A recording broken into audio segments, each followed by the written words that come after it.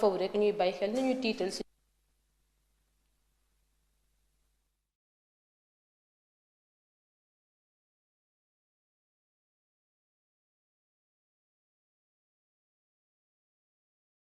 Le 24 juillet 2020, nous avons reçu les résultats des examens virologiques ci-après. Sur 1602 tests réalisés, 156 sont revenus positifs, soit un taux de positivité de 9,74%. Les cas positifs sont répartis comme suit. 122 cas contacts suivis par nos services, 34 cas issus de la transmission communautaire et répartis entre localités ou quartiers suivants. Saint-Louis en a 4, Guédiawaye 3, Joal 2, Mbao 2, Thiès 2, Ziguinchor 2, Cambérène 1, Cité Soprim 1, Diamniadio 1, Diourbel 1, Golfe Sud 1, Grand Yoff 1, Pikine, Grand Yoff, Kaffrine 1, Keur Massar 1, Kolda 1, Matam 1, Mermoz 1, Oussouye 1, Patte d'Oie 1, Point 1, Pout 1, Rufisque 1, Sacré-Cœur 1, Scat Urbam 1 et Yeumbeul 1. 121 patients hospitalisés ont été contrôlés négatifs et déclarés guéris. 49 cas graves sont pris en charge dans nos services de réanimation.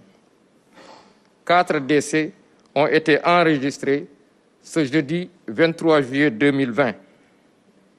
L'état des autres patients est stable. À ce jour, 9 422 cas ont été déclarés positifs, dont 6 291 guéris, 182 décédés et donc 2 948 sous traitement. Le ministère de la Santé et de l'Action sociale présente ses condoléances aux familles éplorées et souhaite un prompt rétablissement aux patients encore dans nos services. Le ministère de la Santé et de l'Action sociale exhorte les populations au respect strict des mesures de prévention individuelle et collective en insistant particulièrement sur le port de masque, la distanciation physique d'au moins 1 mètre dans les lieux publics et rassemblements et le lavage fréquent des mains. Le ministère de la Santé et de l'Action sociale vous remercie de votre attention. Assalamu alaikum mbokk yi di leen ziar ci ajjuma ji di leen ñaanal di sakku ñaan ci yéen ministre di leen jottali communiqué bi jóge ci ministère de la Santé et de l'Action sociale tey bésu ajjuma ñaar fukki fan ak ñeent ci weeru juillet bi ñu nekk ministère de la Santé et de l'Action sociale jot na résultat yi bàyyeekoo ci laboratoire yi may waaj a lim ci junni ak juróom benn téeméer ak ñaar test yi ñu jot a def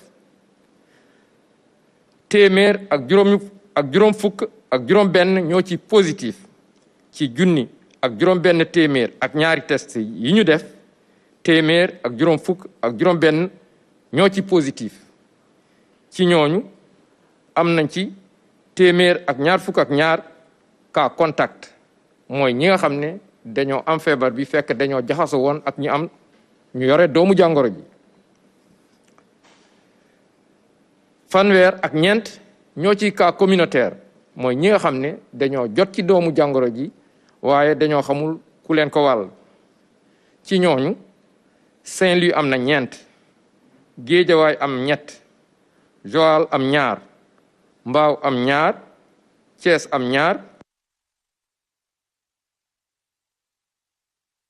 Soprim benn, Diamniadio benn, Diourbel benn, Golf Sud benn, Grand Yoff benn, Kaffrine benn, Keur Massar am benn, Kolda am benn, Matam benn, Mermoz benn, Oussouye benn, Patte d'Oie benn, Point E benn, Pout benn, Rufisque am na benn, Sacré-Cœur am na benn, Scat Urbam am na benn et Yeumbeul am na benn.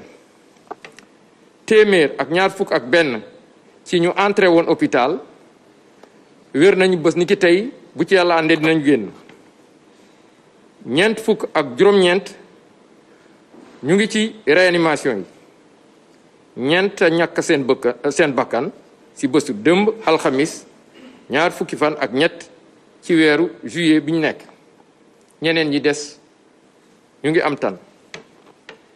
ci bésu tey dalee ko ci kaa bu njëkk ba Sénégal wëññi na juróom-ñeenti junni ak ñeent téeméer ak ñaar fukk ak ñaar ci kaa yi nga xam ne am nañu doomu jàngoro ji. juróom benn junni ak ñaari téeméer ak juróom-ñeent fukk ak benn wér nañ si. téeméer ak juróom-ñett fukk ak ñaar ñoo ci ñàkk seen bakkan. mu des ñaari junni ak juróom-ñeent téeméer ak ñeent fukk ak juróom-ñett. ministère de la santé et de l'action sociale mu ngi ñaanal ñooñu génn àdduna yàlla xare leen àjjana di jaal aussi seeni mbokk ñi nga xam ne dañoo jot a ñàkk ci seeni noonu. ministère de la santé et de l'action sociale mu ngi woo askan wi ñu gën a sàmmonte ak digle yi ñu joxe woon.